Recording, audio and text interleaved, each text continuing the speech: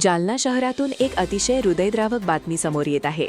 शहरातील मंठा चौफुली परिसरात असलेल्या अंकुश कोचिंग क्लासेसमध्ये एका 20 वर्षीय तरुण कामगाराचा विजेचा धक्का लागून जागीच मृत्यू झाला आहे।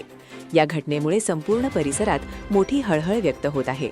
मिळालेल्या सविस्तर माहितीनुसार करण मोरे असं मृत तरुणाचं नाव असून तो जालना तालुक्यातील खरपुडी येथील रहिवासी होता।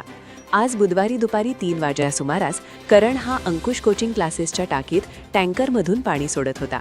मात्र पाणी भरत असतानाच अचानक त्याला विजेचा जोरदार धक्का लागला।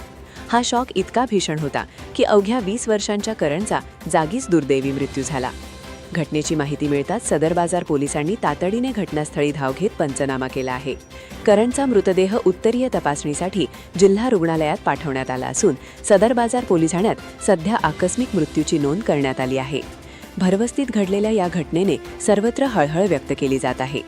एका तरुण मुलाचा असा अचानक झालेला अंत खरपुडी गावावर शोककळा पसरवणारा ठरला आहे। या प्रकरणी पोलीस आता अधिक तपास करत आहेत।